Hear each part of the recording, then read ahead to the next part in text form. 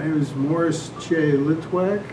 When I left the Navy, I had attained the rank of electronic technician, communications, third class, in the USS Okanogan.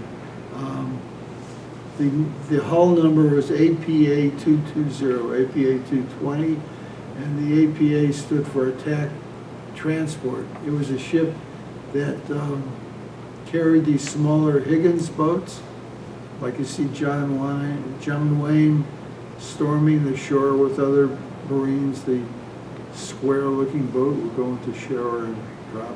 And so we carried a complement of those small boats on board, and then we had two larger ones that would carry a tank or jeeps, and that was the ship.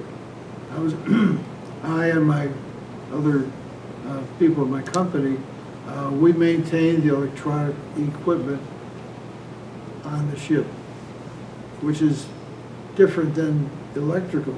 Electronic is radios, radar, the ship's captain's TV antenna, but you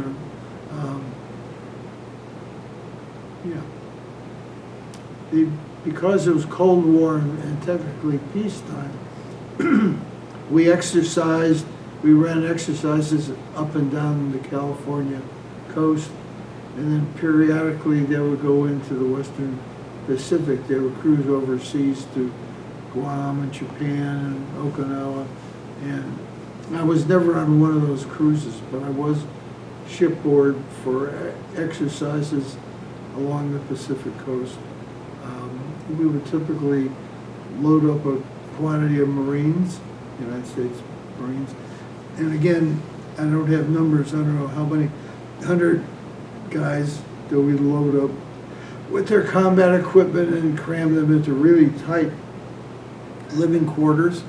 And the one operation or exercise that I was involved in was off of Coronado, down by San Diego, and we would drop these huge cargo nets. You've probably seen them in movies, and we would lower our landing craft boats, and I and two other electronic technicians would be in one boat exclusively to be out there to respond to any communication equipment that failed during the exercise. So all these hundreds of Marines would clamber down these nets and get into the landing craft, and it would leave the ship side and circle, waiting for all the others to load up.